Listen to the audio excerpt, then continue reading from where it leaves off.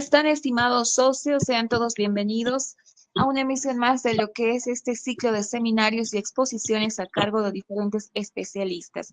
Continuamos el día de hoy y tenemos el siguiente seminario titulado Ley 602, Gestión de Riesgos, en la cual tenemos como expositor al ingeniero Américo Martínez Fernández, que es el mayor diplomado en ingeniería militar y también es egresado de la Escuela Militar de Ingeniería con licenciatura en Ingeniería Ambiental. Así que damos la bienvenida a nuestro expositor, ingeniero Américo Martínez Fernández. Ingeniero, adelante. Muy buenos días, muchas gracias. Como anteriormente ya me han presentado, soy el mayor DIM, Américo Martínez Fernández, egresado de la Escuela Militar de Ingeniería, asimismo la especialidad de Ingeniería Ambiental y, bueno, un diplomado en Gestión de Riesgos en la OMSA, ¿no? Además de haber trabajado en Defensa Civil y haber adquirido alguna experiencia respecto a la gestión de riesgos como tal, con los incendios en la gestión 2021-22 en Santa Cruz y en una etapa de la gestión 2022 como combatiente forestal en Argentina. Precisamente viendo la inquietud mía, ¿no?, de poder hacer conocer un poco esta ley, la ley de gestión de riesgos en vista de los acontecimientos, de los últimos eventos adversos que están ocurriendo en nuestro país en el anterior mes, que son los incendios que se han producido en el sector del Oriente. Creo que es importante hacer conocer un poco al resto de los socios sobre lo que es de manera general, perdón, la gestión de riesgos. En ese sentido voy a dar inicio a la presentación y hacer conocer, tal vez al final, como dijo la ingeniera, me van a dar algunas consultas que, bueno, voy a tratar de resolverlas. Dando inicio a la exposición, vamos a entrar con una pequeña, introducir, perdón, con un pequeño concepto de manera general, breve y conciso, de lo que corresponde a la gestión de riesgos. Como pueden ver en la presentación, ¿no? De manera general y sencilla, es un conjunto de estrategias y acciones multisectoriales. Estrategias es desde el punto de vista de la ley, desde el punto de vista de defensa civil como tal, donde se planifica estrategias para poder contrarrestar los efectos que ocasionan los eventos adversos. Y acciones multisectoriales, vamos a hacer referencia a que todos los sectores deben participar en la gestión de riesgos. Si bien tenemos un ente que es, bueno, se tiene un ente que es defensa civil, pero tenemos que entender que un evento adverso puede ocurrir en cualquier sector. Ahora, para poder entrar un poquito más en contexto, eh, normalmente en la terminología que se maneja, siempre estamos hablando de desastres naturales, pero también hay que entender que los desastres como tal ya no son naturales, pueden ser antrópicos, pueden ser ocasionados por otra índole. Es que en ese sentido, de manera general, para esta presentación se va a manejar evento adverso. Para que entremos en contexto y es lo ideal, ¿no? Manejar esa terminología que se maneja en gestión de riesgos. Entonces, estas estrategias y estas acciones multisectoriales están encaminadas ¿a qué? A la reducción de riesgos y a la atención de riesgos de desastres. Obviamente que dentro de estas dos ramas, si vale el término, tenemos procesos que conllevan la misma. Dentro de la reducción de riesgos vamos a contemplar la prevención, mitigación y preparación, en este caso preparativos como la presentación, y para la atención de riesgos de desastres vamos a considerar la alerta, respuesta, rehabilitación y reconstrucción. Entonces, para que entiendan mejor, esto es un ciclo que se lleva para un riesgo determinado o para un evento adverso como tal. Dentro de lo que es el marco jurídico que respalda la ley 602, se considera dentro de la ley a la Constitución Política del Estado, en el artículo 108, número 11, donde indica, ¿no? Son deberes de los bolivianos y bolivianas, entre otros, socorrer con todo el apoyo necesario en caso de desastres naturales y otras contingencias. Entonces, desde acá, desde la Constitución Política del Estado, nos indica que todos los bolivianos debemos participar en la gestión de riesgos. Si bien, como les dije anteriormente, tenemos entes que regulan esta situación, pero como personas naturales, fuera de ser ingenieros, como personas naturales, vale, redundando, también debemos participar y apoyar en la misma. Más adelante voy a aclarar con una presentación de mejor manera este artículo, ¿no? También tenemos en la ley 031, en el artículo 100, en lo que respecta al marco de autonomías de descentralización Andrés Ibáñez, donde dice que la competencia, bueno, la gestión de riesgos se establece como una competencia exclusiva del nivel central del Estado y las entidades territoriales autónomas. Sabemos que las autoridades territoriales autónomas, estamos hablando de gobernaciones, municipios, donde todos están involucrados en la gestión de riesgos. También dentro de esa misma ley hablamos en el numeral 1 del parágrafo primero del artículo 100, de ese mismo artículo, donde se indica, ¿no? Se debe considerar el Sistema Nacional de Reducción de Riesgos y Atención de Desastres y Emergencias, el CIRRADE, que a continuación lo vamos a presentar. En ese entendido, para poder entender de mejor manera, la ley de gestión de riesgo tiene una finalidad, tiene principios, bueno, tiene finalidades y principios. Dentro de las finalidades podemos identificar claramente en la presentación que dice, ¿no? Definir y fortalecer. ¿A qué nos referimos? Que tenemos que definir las amenazas, los riesgos que tenemos en nuestros sectores, municipios, gobernaciones. La intervención estatal, otra finalidad, ¿a qué refiere? La intervención de los entes superiores, la intervención del Estado como tal ante la ocurrencia de un evento adverso. Por último, tenemos la priorización de la gestión de riesgos, y esto se desgrega en dos puntos importantes. Cuando se prioriza la gestión de riesgos, estamos hablando de la protección a la vida y el desarrollo de una cultura de la prevención. ¿Por qué anteriormente había mencionado la intervención estatal? Porque si bien un evento adverso se presentara en un lugar X, puede ser que un evento adverso puede ser súbito o inminente. Inminente, poco a poco va a la escalada del evento adverso como tal, y súbito puede presentarse de un momento a otro. Entonces, si hablamos de un evento adverso súbito, muchas veces el municipio no tiene la capacidad de reaccionar inmediatamente. Entonces, para ello va a estar la intervención estatal. Aún así, no hayan pasado los pasos que corresponden de acuerdo a ley, que al final de la presentación se les va a hacer a conocer un poco mejor. Dentro de los principios, hablamos de la prioridad de la protección. Ya hemos indicado anteriormente la protección a la vida, la integralidad, donde todo el mundo debe participar. No precisamente solo el ente que corresponde, Defensa Civil, a nivel gobernación, las direcciones de Defensa Civil, en los municipios lo propio. También participamos todos, como en la siguiente presentación se va a mostrar los participantes. El concurso y apoyo obligatorio. Muchas veces, como personas naturales, nosotros estamos en nuestros municipios, por decirles, si ocurre un evento adverso, donde, bueno, si bien no somos del ente de gestión de riesgos, de la unidad de gestión de riesgos, o bien no formamos parte de un equipo de respuesta inmediata, pero somos ciudadanos normales.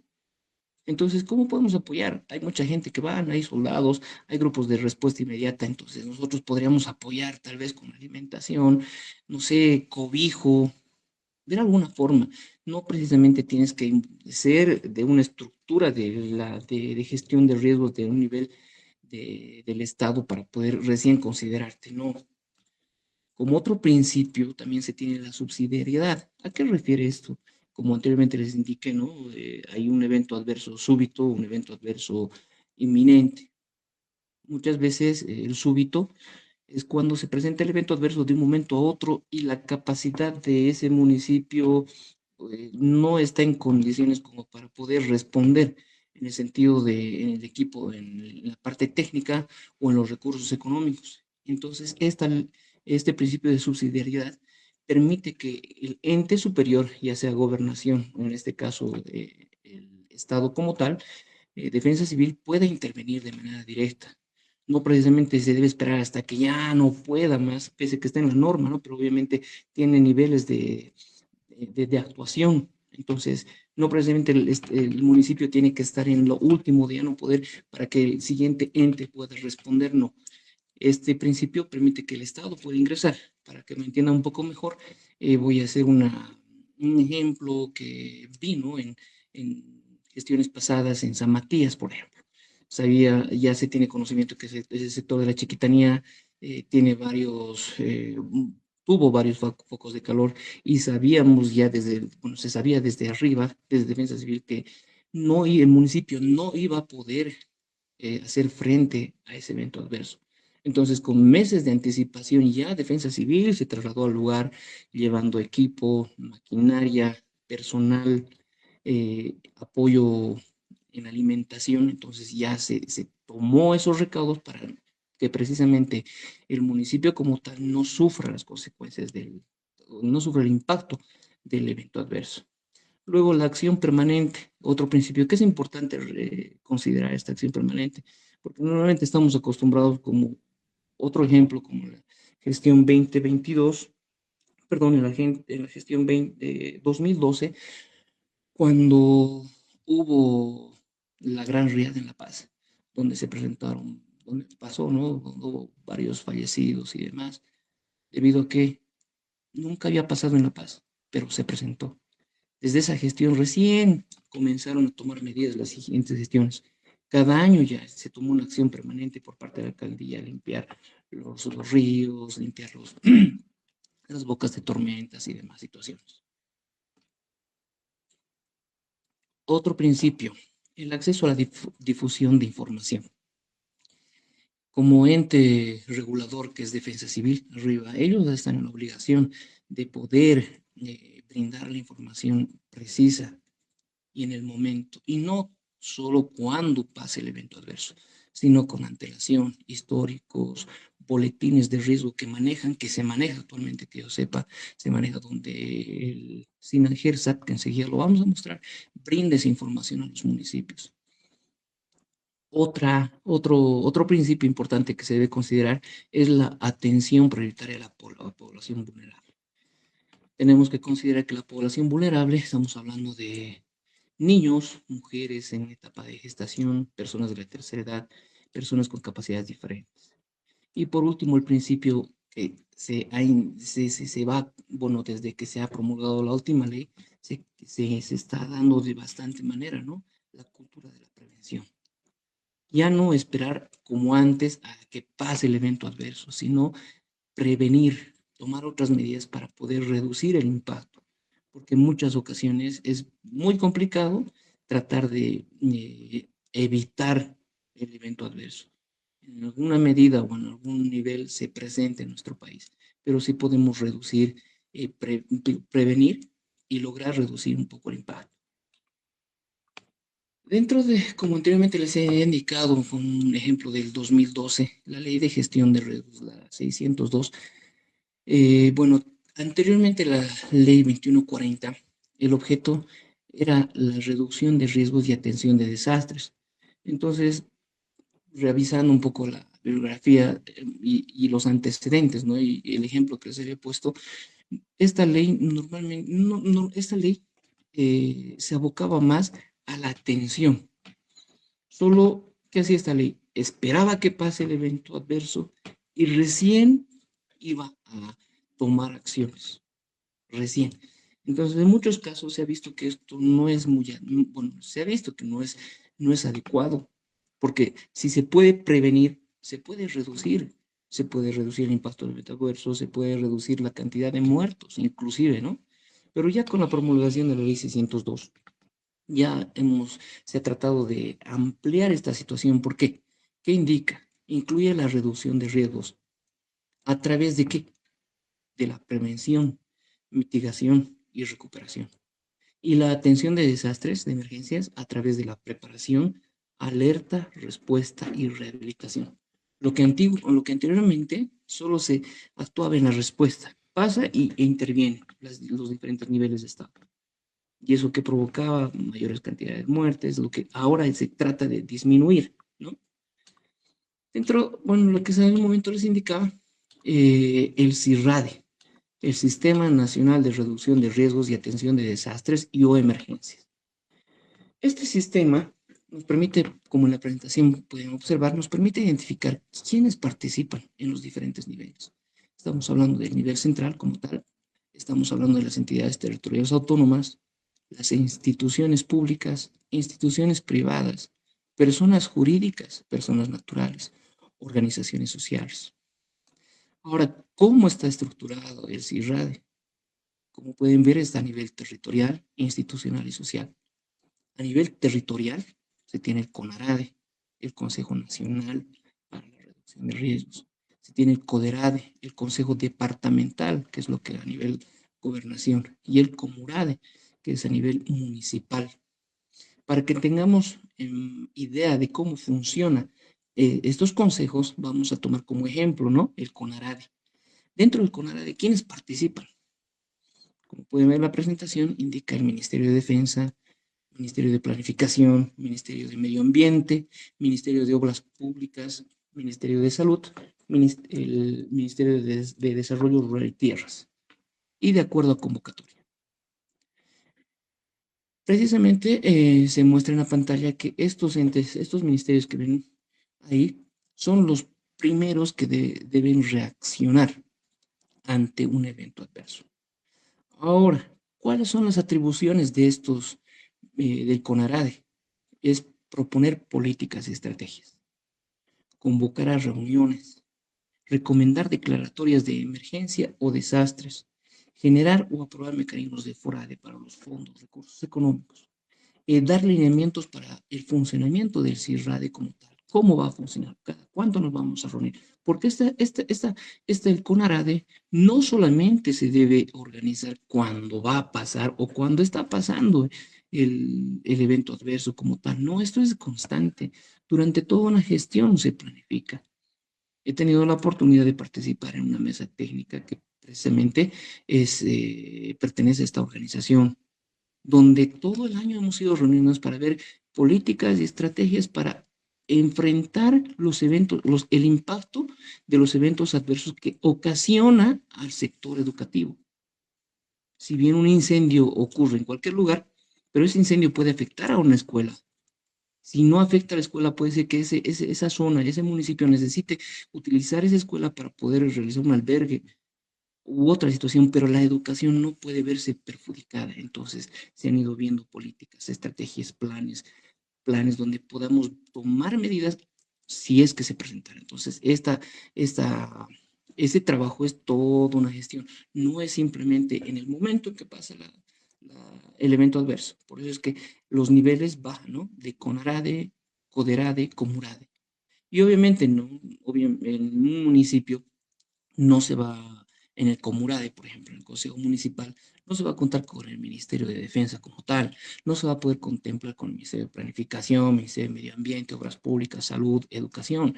Entonces, en el lugar se podrá pues, contar con los homólogos. Pondremos como ejemplo un municipio, San Ignacio de Velasco. Si hablamos del Comurade en San Ignacio de Velasco, ¿quiénes participarían ahí?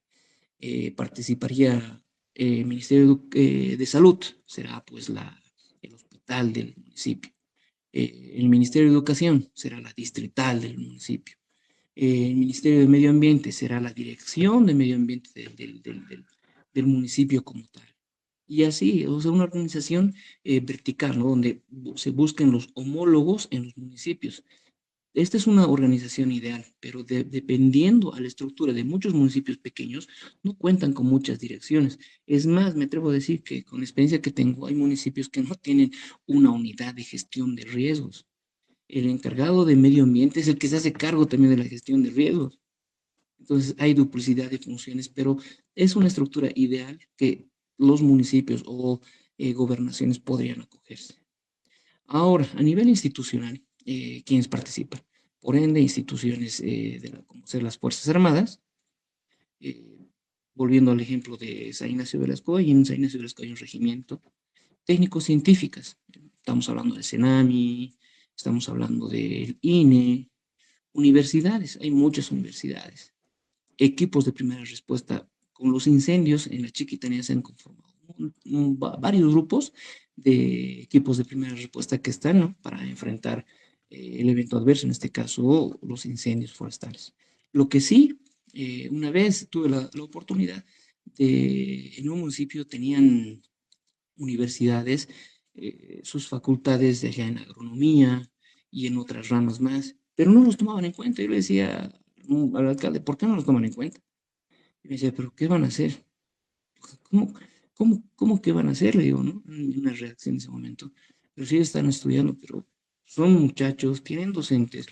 Si bien aquí hay, la población tiene un conocimiento ancestral del lugar, ya sea en clima, en suelo y demás, ¿por qué no poder unir el conocimiento científico? Pero me dice, ¿cómo? Pero mire, usted puede determinar en las diferentes épocas del año cuál más o menos va a ser el comportamiento a través de indicadores biológicos. Pero ¿por qué no respaldar esa información con los institutos, con la universidad, de pedir reportes del CENAMI para poder comparar si es que están coincidiendo y unir? Y recién se dieron cuenta, ¿no? Esa era mi labor, capacitarlos. Entonces, poco a poco se ha ido manejando esta situación para formar parte, o sea, para que todas las instituciones que conforman el municipio puedan intervenir en la gestión de riesgos. Otro ejemplo, tal vez más cortito, otro, me dice, ¿quién más tiene que participar? ¿Dónde está la asociación de transportes de acá? ¿Pero qué van a hacer? ¿Cómo que qué van a hacer? Si pasa un evento adverso súbito y necesitan evacuar gente, ¿qué van a hacer? Pues las camionetas que tienen acá en la alcaldía les va a abastecer. No, entonces, ¿por qué no hacerlos formar parte a ellos a través de un plan de emergencia o un plan de contingencia donde pasa el evento adverso, se los convoca al sector transportes e inmediatamente ellos deben ubicarse en un sector determinado para poder trasladar a la gente? Entonces, todo tiene relación. Todos deben participar para la gestión de riesgos. Bueno, entonces, por eso íbamos, ¿no? A la parte social, las organizaciones sociales, personas naturales y jurídicas.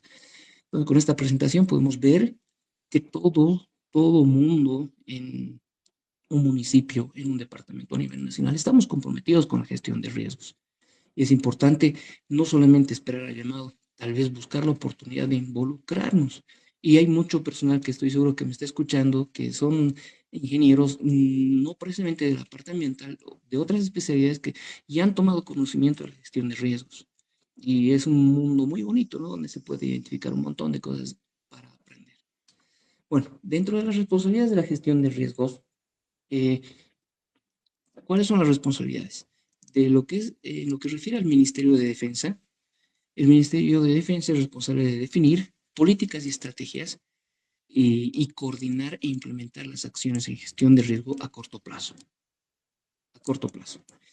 Ahora, el Ministerio de Planificación del Desarrollo eh, es responsable de definir políticas y estrategias de planificación en la gestión de riesgos a mediano y a largo plazo, a través de planes de emergencia que se manejan, ¿no?, en defensa civil, y lo que es el Ministerio de Defensa a corto plazo, planes de contingencia, que enseguida vamos a dar a conocer cuáles son esos planes. Asimismo, la ley muestra, como en el artículo 19, que tenemos derechos y obligaciones. Dentro de los derechos, tenemos el derecho de recibir información oportuna y efectiva. Como les había mencionado, he tenido la oportunidad de trabajar en esa entidad y, bueno, personas que venían a pedir informaciones, ya sea información de gestión de riesgos, lo que respecta a eventos adversos sucedidos históricos, y se les proporcionaba estudiantes, población, inclusive venían a solicitar capacitaciones y se les brindaba. También tienen derecho a participar en las actividades que comprenden gestión de riesgo que anteriormente les había mencionado, perdón.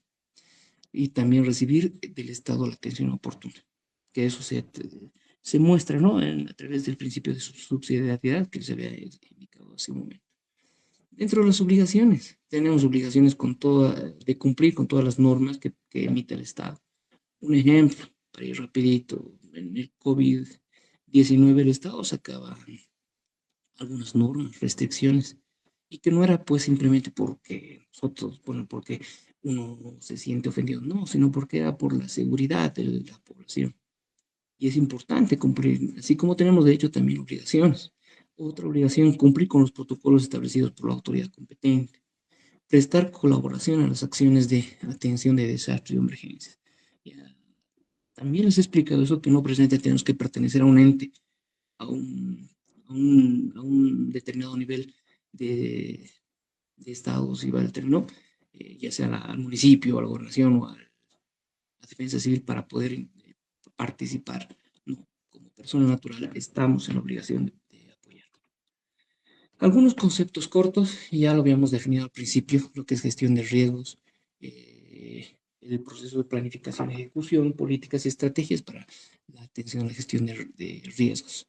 Lo que respecta a la amenaza, es la probabilidad de que un evento de origen natural, socio-natural o antrópico se concerte y se produzca en un determinado tiempo. La amenaza está en todo lado, pero nosotros como personas podríamos ver la forma de evitar esa situación. ¿A qué me refiero? Un ejemplo en La Paz, tiene el nombre de la Hollada. Hemos visto, somos testigos, ¿no? Las construcciones que tenemos en La Paz, en plenas pendientes. Está la amenaza, la pendiente, pero nosotros también por necesidad tenemos un lugar que queremos, un lugar para ocupar. Entonces ya estamos entrando en esa amenaza. En lo posible hay que tratar de reducir.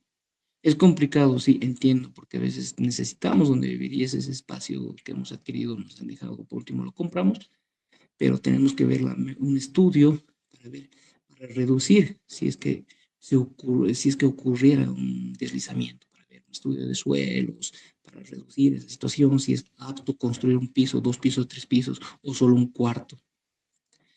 Ahora, primera respuesta son acciones operativas en los momentos iniciales. Son los grupos de primera respuesta que tiene la Armada, que tiene la Fuerza Aérea y otros grupos de respuesta que, bueno, de manera independiente se organizan, ¿no? Y estos grupos obviamente tienen que estar registrados en Defensa Civil. La vulnerabilidad es la propensión o susceptibilidad de las comunidades, grupos o familias de sufrir un daño. ¿Quiénes son esos? ¿Quiénes componen la parte de la vulnerabilidad? La población como tal. Hay sectores, por ejemplo, que no presentan un riesgo de deslizamiento, no presentan un riesgo de desborde de ríos, pero sí presentan otros riesgos de sequía, inundaciones. Entonces, esa gente que ocupa esos lugares son vulnerables a sufrir un impacto por el evento adverso que se presente. Dentro del Decreto Supremo 2342, la ley, ¿no? Como tal, existen procesos, y estos procesos son los que precisamente componen la gestión de riesgos como tal. Si podemos identificar estos procesos, vamos a poder identificar claramente cómo funciona la gestión de riesgos. Vale decir, identificación y conocimiento del riesgo. Vamos como ejemplo a un municipio. En el municipio debemos conocer todas como le digo, como tenemos el PTDI de los municipios. Ahí se puede identificar qué es lo que se tiene en el municipio y también hacer parte los riesgos que corre el municipio, ya sea inundaciones, ya sea incendios, terremotos, desbordes de ríos, deslizamientos. Conocer, como les había mencionado, a veces no elegimos dónde vivir, nos aposentamos y no sabíamos qué había pasado, que ese sector es un lugar de riesgo, pero ya están viviendo. Entonces, ¿qué se puede hacer? Una vez identificado el riesgo, se tiene que pasar a la reducción de riesgo. Dentro de la reducción se tiene la prevención. La prevención y la reducción, tomar medidas antes de que pase. Si bien vivimos a las laderas del río, entonces nos tocó vivir ahí por éxito motivo. Pero ya conocemos el lugar, tenemos que identificar, conocer cada cuántos años ese río crece más de lo normal, cada cuántos años ha pasado algún desbordamiento. En ese sentido, ¿cómo se puede reducir? Se reduce a través de proyectos que nos permitan reducir ese impacto de aviones, mallas de gaviones, embovedados. ¿Para qué? Para que cuando se llegue al proceso de la atención sea mínima. porque de acuerdo a algunos estudios que se hacen, ¿no?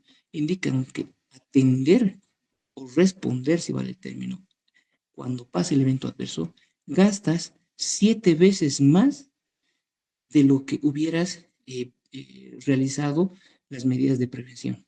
7 a 1. Gasta 7. Imagínense cuánto se gasta en solo responder.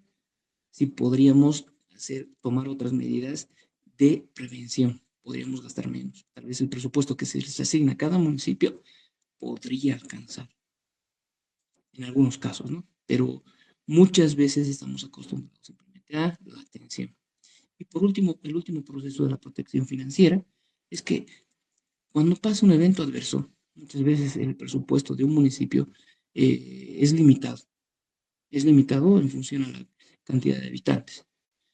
Pero en ese momento, por la emergencia, el mismo municipio eh, eh, puede utilizar los recursos destinados para otras situaciones y emplear una gestión de riesgos.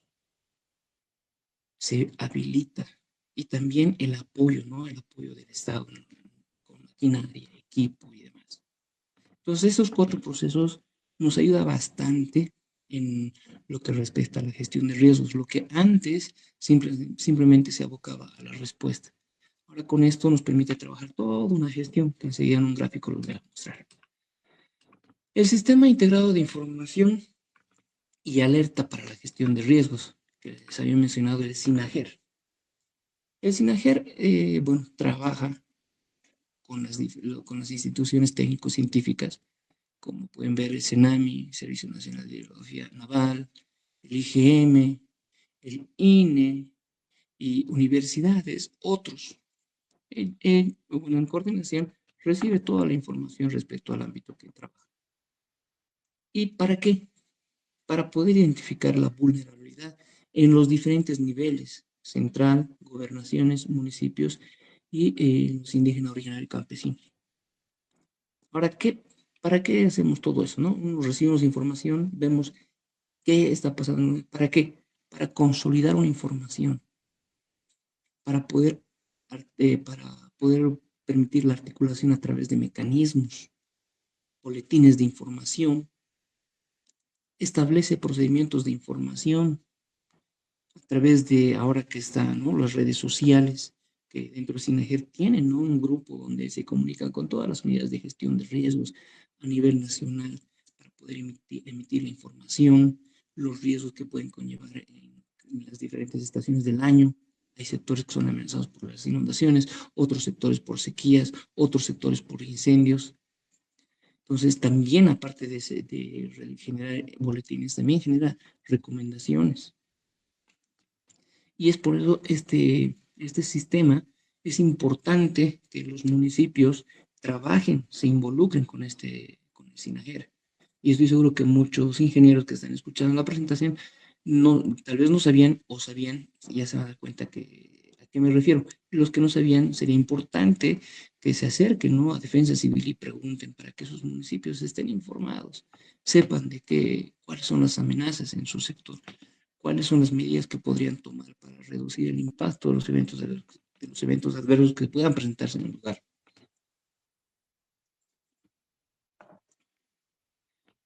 La clasificación de las alertas.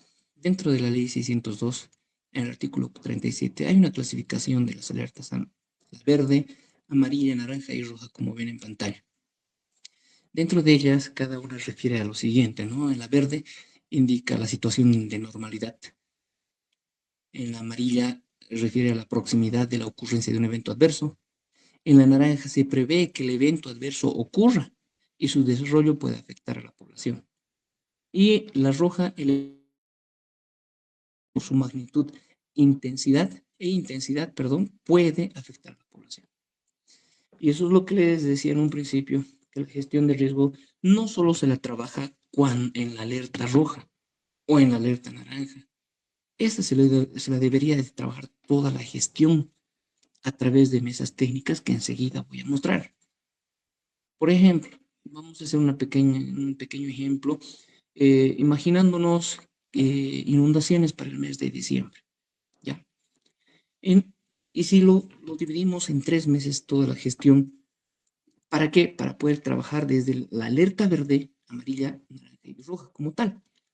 Por ejemplo, en una situación de alerta verde, los ministerios y las instancias encargadas de la atención de desastres o emergencias, así como gobiernos autónomos departamentales y municipales, efectuarán acciones propias de la gestión de riesgo. ¿Qué quiere decir eso? Nos vamos a qué? Nos vamos a los procesos. Identificación del riesgo. Identificamos en nuestra zona cuáles son los riesgos que tiene esta zona. Inundaciones, sequías, incendios. Entonces, ya con antelación, con un año de anticipación, para identificar cuál es el riesgo que nos amenaza. Uno. Dos, hacer un histórico para ver si es que este evento adverso se presenta cada cierto tiempo para tomar medidas. Más o menos otro ejemplo, ¿no? Cada 4 años sí o sí hay inundaciones, perfecto. Entonces, al año no hay inundaciones, ya. Entonces empecemos a prevenir, hagamos construcciones, infraestructura. Y cuando estemos en el año de que va a ocurrir, ya el impacto de ese evento adverso de inundaciones, por decirle, o de desborde de ríos, ya va a disminuir. Ya en 4 años podríamos construir un embovedado, gaviones y demás, se reduce. Entonces, enero, febrero, marzo nos dedicaríamos a la planificación e identificación del riesgo. En la siguiente alerta amarilla, proximidad de la ocurrencia del evento adverso. Los comités de operaciones de emergencia, que después también les explico, deben reunirse para evaluar los posibles efectos. Ya aquí vemos, ya sabemos qué va a pasar y qué ha ocurrido en esos años. Allá veamos. Deberán revisar y adecuar sus planes de emergencia y contingencia. En el verde han planificado el plan de emergencia, que enseguida les voy a explicar a qué refiere, y el plan de contingencia. Y en la amarilla ya están poniendo en práctica con simulacros todo lo que es abril y junio. Ya nos estamos preparando, ya estamos previniendo si fuera el evento adverso que se presenta anualmente. Pero si la recurrencia de este evento adverso es cada cierto tiempo, vale decir cada 2 años, 3 años, 4 años, entonces todavía tuviéramos un poco de tiempo para mejorar las medidas de prevención. Entonces, esta alerta yo la asociaría con abril y junio, 3 meses. Bueno, el tiempo pasa y vamos a tener que ir a la siguiente alerta, la alerta naranja. Se prevé que el evento adverso ocurra y su desarrollo pueda afectar a la población. Entonces, ¿qué debe hacer los COEs? Deben activarse mecanismos de comunicación y difusión a las poblaciones susceptibles a ser afectadas. Los comités de operaciones de emergencia, los diferentes niveles deben operativizar sus planes. Eso estamos hablando de, como ejemplo, ¿no? De julio y septiembre. Ya está lejano, y a confirmar, señores, población, de aquí a 2 meses, de acuerdo a la información del CENAMI y también por los indicadores biológicos, esta gestión va a llover. Entonces, por favor, los que vivan más próximos a orilla del río deberán tener un punto alterno para evacuar en caso de emergencia. Julio, septiembre. Y bueno, con el ejemplo vemos que en diciembre va a ocurrir la alerta roja. Bueno, entre octubre y diciembre, 3 meses que puede ocurrir en cualquier momento. ¿Qué tienen que hacer los COEs? Deben activar y ejecutar los planes de contingencia. Recomendar de manera inmediata la declaratoria de emergencia o desastre. Respecto a las declaratorias, vamos a ir viendo más adelante. Pero, como les he indicado, los 4 procesos se tienen relación con las alertas y en función al evento adverso. Sabemos que, por ejemplo, en el oriente, a partir de junio ya empiezan los incendios. Para estas fechas ya queremos terminar. Entonces, ¿cuál sería el siguiente paso? En noviembre, diciembre, ya empezar con una alerta verde. Empezar a planificar y ver las experiencias de lo que se ha vivido para poder ir al siguiente paso y tomar medidas de prevención y reducir el impacto, que probablemente muchos eventos adversos son difíciles de mitigar, evitar en su totalidad. Sí se presentan, pero podemos reducir el impacto, evitar que sea de gran magnitud. Aquí están los planes. Estos son los planes de emergencia y de contingencia. Aquí tengo dos ejemplos de defensa civil, el Plan Nacional de Emergencia y el Plan de Contingencia contra Inundaciones. Dentro del Nacional de Emergencias, ¿qué nos indica? Son instrumentos de planificación que definen el marco de actuación desde las entidades del CIRRAD. Hemos dicho desde arriba, donde se reúnen todos y ahí se sientan, ¿no? Para la atención de desastres de emergencias en los diferentes sectores y entidades territoriales. Este plan nos va a permitir realizar de manera general todas las amenazas, si nos vamos como ejemplo a un municipio, de un municipio. Hay municipios que sufren de incendios, sequías, otros de inundaciones, desbordamiento de ríos, otros de sequías. Entonces, este plan de emergencia, si nos vamos a un municipio, tienen que hablar de todos los eventos adversos que amenazan al lugar. Y de manera general, se debe hablar presupuestos, se debe haber participantes, se debe hablar tiempos, se debe considerar todos los aspectos que permitan realizar una adecuada planificación para reducir el evento adverso que se presente en un determinado lugar. Entonces, de manera general, un plan de emergencias es un plan con estrategias para poder tomar en cuenta todas las amenazas que tiene un municipio. Ahora, un plan de contingencias es algo más específico. El plan de contingencias baja, se saca la información del plan de emergencias para referirse directamente solo a un evento adverso. En este caso, para el ejemplo, mostramos el plan de contingencias contra inundaciones. ¿Qué son? Son protocolos específicos de respuesta que se formula en función de determinados escenarios. En el Plan Nacional de Emergencia mencionamos qué eventos adversos y de manera general presupuesto, participantes, pero en el plan de contingencia debemos hablar el actuar, cómo se va a actuar ante ese evento adverso específico, quiénes participan. Y ahí no se va a hablar de presupuestos directamente, se les va a asignar porque ya en el Plan Nacional de Emergencias ya se habló de ello. Entonces, es diferente el Plan Nacional de Emergencias y el Plan de Contingencias. Un poco de diferencias para ser más claro. ¿Para qué sirve un plan de emergencias o un plan de contingencias? Dentro del plan de emergencias es de mediano plazo, con un escenario probable de riesgo definido. Como les dije, ¿no? Indicamos cuáles son los eventos adversos que se presentan en un municipio, pero no sabemos cuál va a ser la intensidad, porque hay muchos municipios que no tienen un historial o por último no tienen mucho conocimiento. Entonces, pero ya más o menos.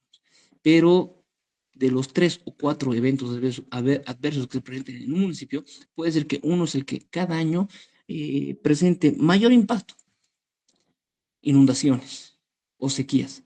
Entonces, en el plan de contingencias ya hablamos a corto plazo, inmediatamente, para actuar en el momento, cuáles son los procedimientos operativos que permiten estar preparado para una respuesta organizada, oportuna y eficaz. Ahora, en lo que refiere al marco, en el plan de emergencias, hace referencia sobre los posibles eventos adversos a los cuales está expuesto el territorio municipal. En el plan de contingencias, en el marco del plan de contingencias, se tiene que hacer un plan de contingencias específico. En el de emergencias mencionamos todos los eventos adversos que amenazan el lugar y en el plan de contingencias solo tomamos uno para ver cuál va a ser nuestro accionar. Dentro de lo que es la duración o vigencia, el Plan Nacional de Emergencias es permanente. Cada año o cada 2 años, en función a las posibilidades del municipio, gobernación o el Estado, se va realizando. A nivel Estado, a nivel de defensa civil, cada año se hace el plan de emergencia. En cambio, el plan de contingencias es determinado por la existencia o permanencia del evento adverso.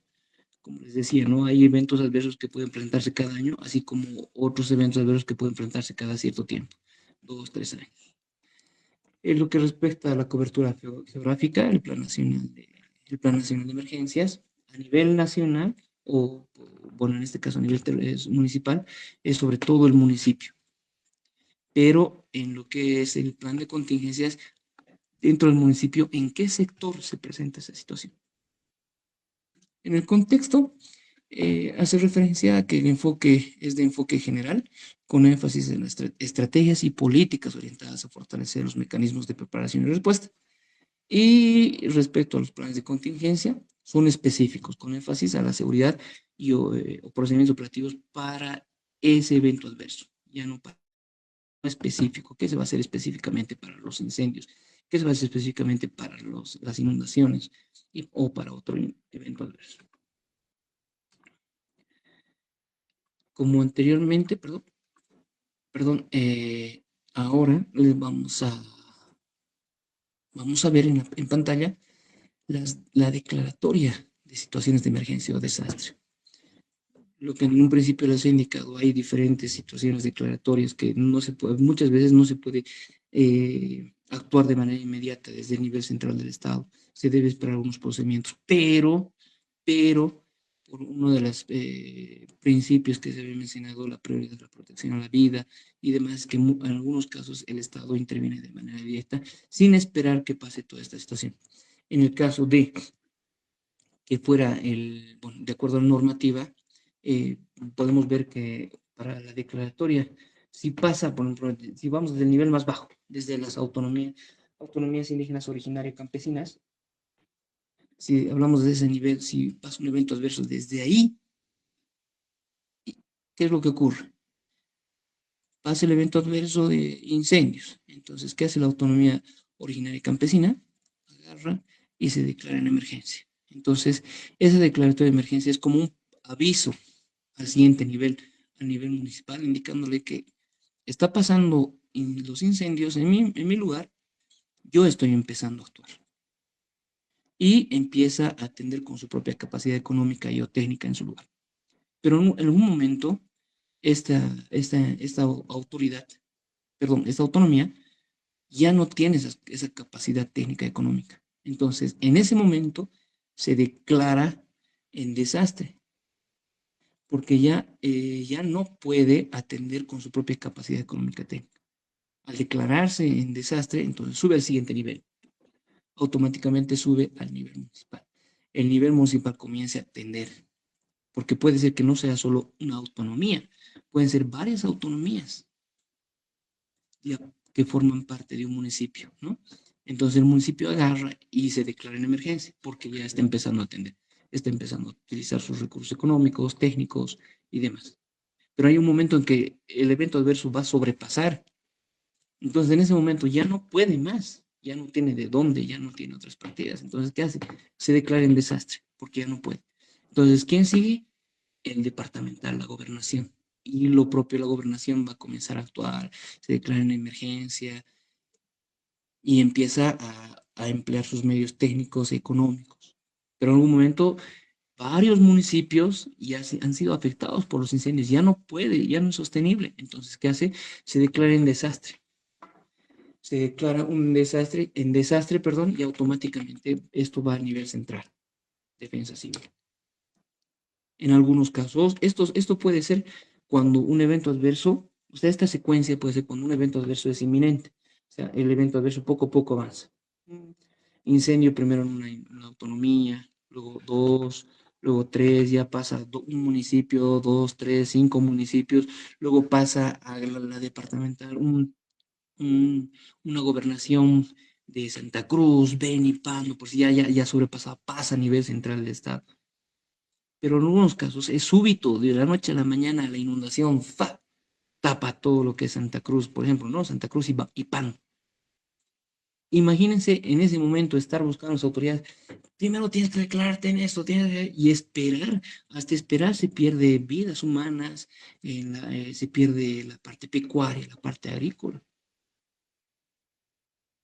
Entonces, desde ahí ya no, el Estado no puede esperar a eso, tiene que entrar por el mismo hecho, el mismo principio de la subsidiariedad y la protección de la vida. Y el Estado ha realizado esas acciones, ha ingresado de manera directa en algunos casos.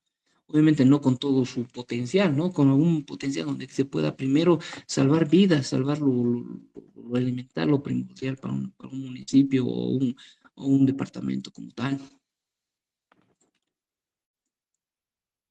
Una vez que pase el evento adverso, una vez que se han declarado los diferentes niveles de declaratorias, en ese momento, cuando pasa el evento adverso, se forman los comités de operaciones de emergencia.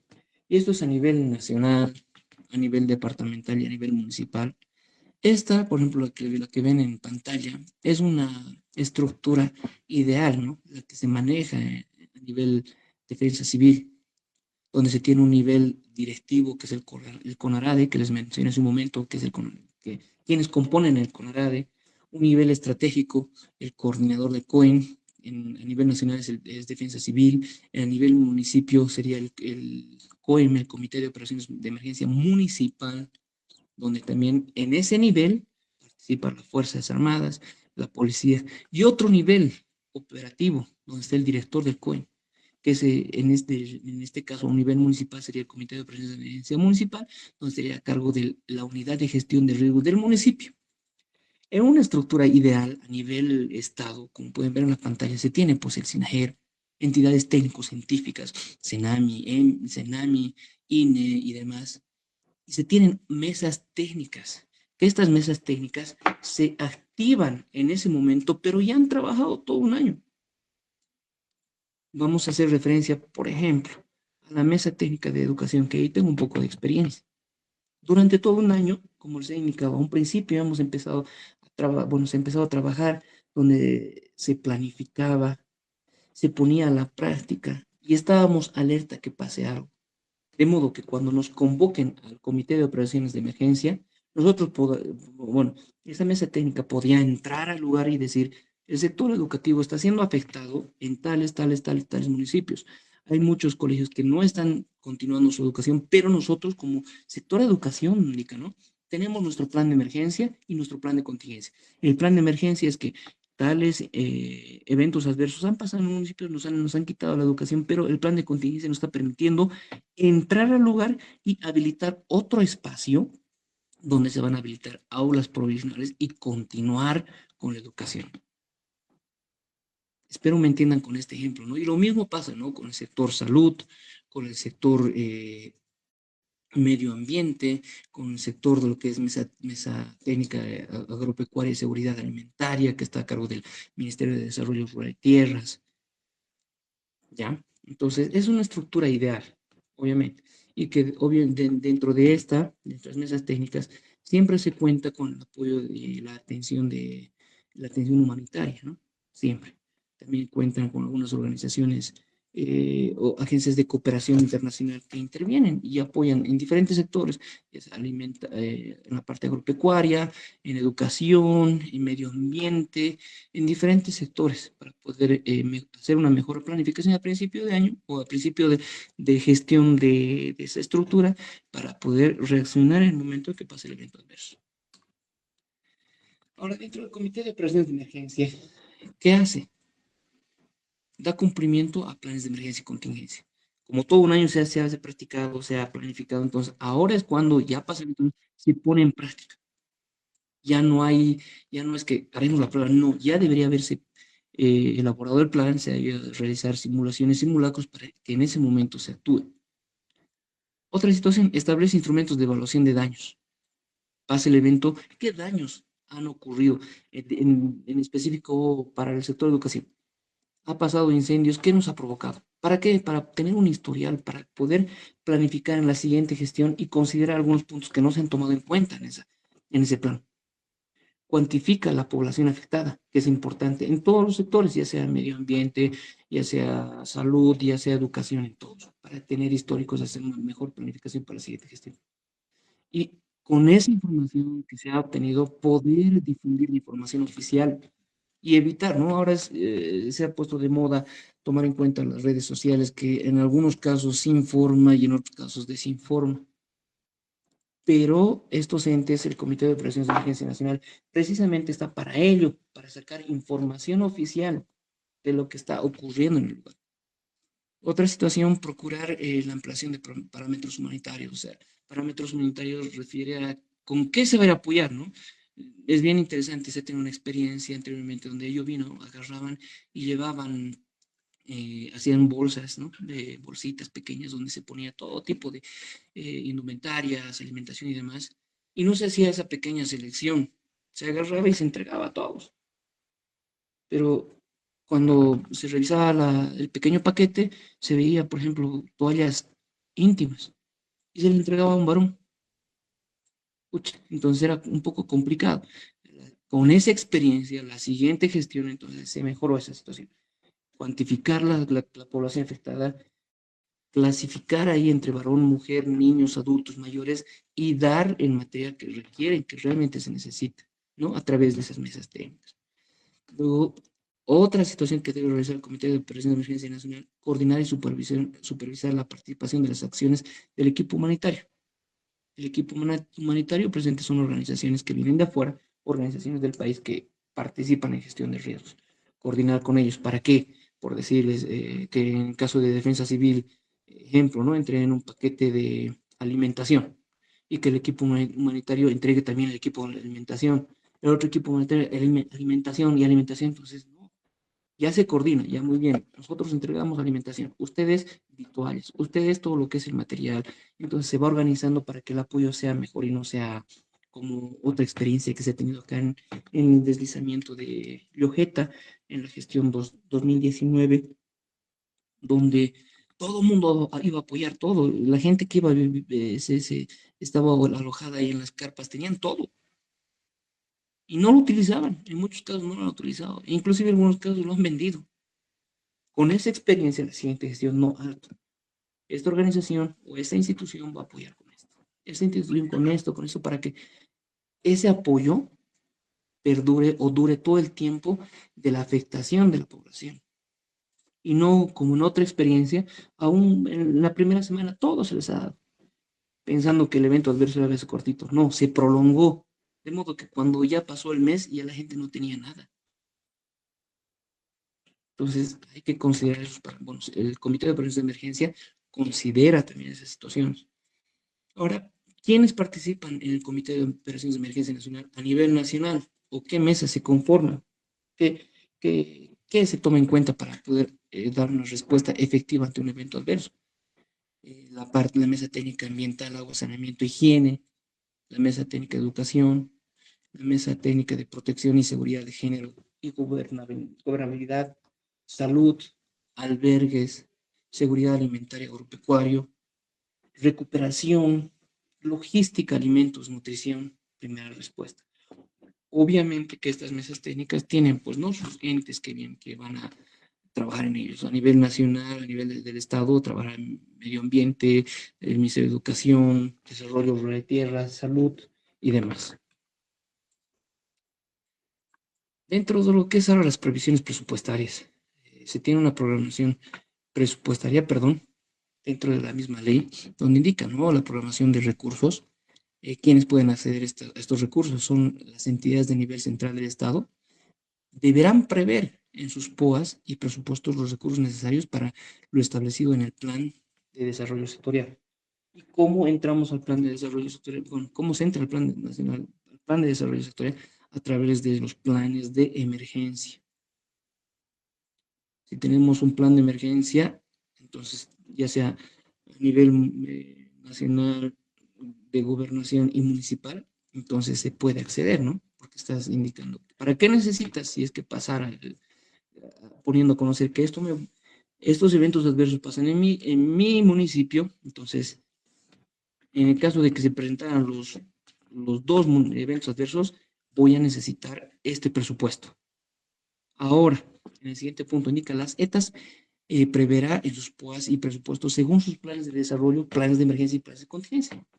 Por eso es importante tener los planes, porque los planes de contingencia van a indicar específicamente si va a pasar este evento adverso, y es más que seguro que pase, voy a necesitar este recurso. Entonces el Estado va a ir previendo esa situación para que en ese momento no estén realizando, o sea, no estén sin recursos económicos para atender a la población o al sector.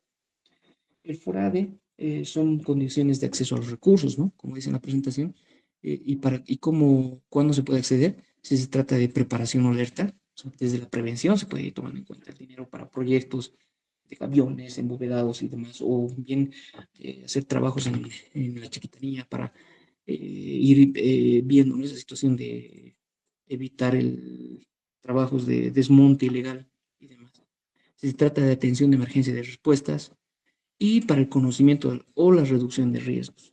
Entonces, hay un presupuesto asignado, sí, pero el camino es a través de los planes de emergencia y contingencia a través de diferentes situaciones que se presentan. Como ejemplo de gestiones pasadas, pueden notar en pantalla que hay presupuestos que se han asignado para la gestión de riesgos y en algunos casos se puede identificar que es poco, pero eso ya pues por situaciones de que el Estado asigna un presupuesto, pero para ello el municipio como tal o la gobernación tiene que tener los planes necesarios de emergencia o contingencia para poder justificar que cuando pase el momento del evento adverso se pueda contar con mayores recursos y no con el monto que se le ha asignado a través del Tesoro General de la Nación. Estamos hablando de esto de los departamentos, ¿no? Ahora, en el siguiente, estamos hablando de los municipios. Imagínense, hay presupuestos de 1.500.000, La Guardia, hay otros presupuestos de Lagunillas, de 30.000. Creo que para unos incendios es poco, ¿no? Pero estamos hablando de gestiones pasadas. Obviamente, a la actualidad son otros montos, pero les hablo de manera general como referencia. Entonces es importante también que los municipios sepan administrar de manera adecuada. En algunos casos he tenido conocimiento de que los municipios, ese presupuesto que se les asigna para gestión de riesgo, lo invierten en otra cosa. Y cuando pasa el evento adverso no tienen con qué. Y se trata de concientizar a la población que si bien no va a pasar, pero tienen que activar mecanismos de prevención, concientización y demás. Bueno, creo que ha sido una presentación de la ley como tal. He abarcado el tiempo que se me ha asignado y ingeniera quisiera, por favor, si puede modular, si es que habría alguna pregunta o duda al respecto para poder aclarar en el momento.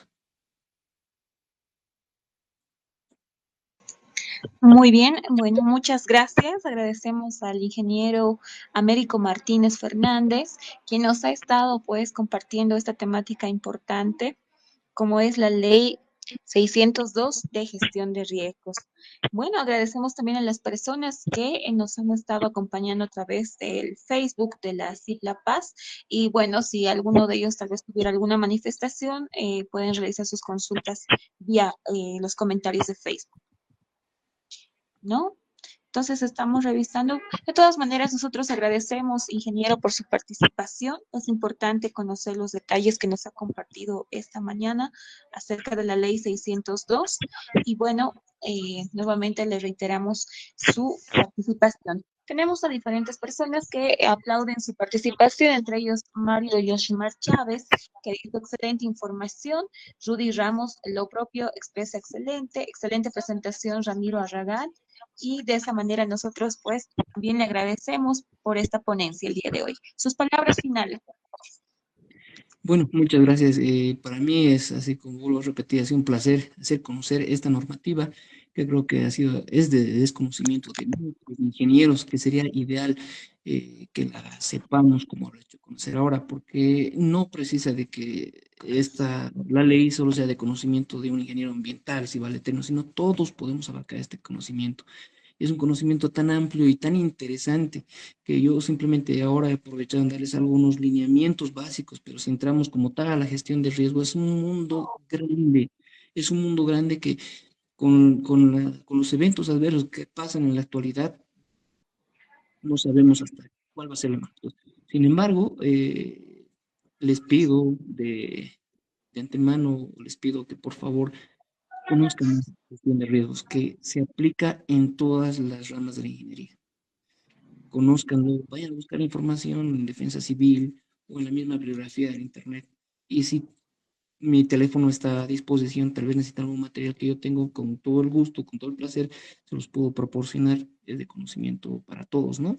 Y bueno, por último, agradecer la invitación y la atención de todos los que están en este momento me están escuchando, agradecerles y espero les haya servido y les sirva para futuro. Muchas gracias. Muy bien, seguramente que sí, todos van a estar atentos también a estas exposiciones que posterior de la transmisión de Facebook también son subidas a la plataforma de YouTube para que puedan también repetir la exposición y obviamente aprender mucho más. Muchas gracias, ingeniero, por el día de hoy y bueno, le agradecemos nuevamente y al resto de las personas indicarles que vamos a continuar en el horario de la noche con las exposiciones y seminarios finales que ya cierran este ciclo de eventos académicos que ha organizado la Sigla Paz para todos ustedes. Eso sería todo. Hasta una próxima oportunidad. Gracias, hasta luego.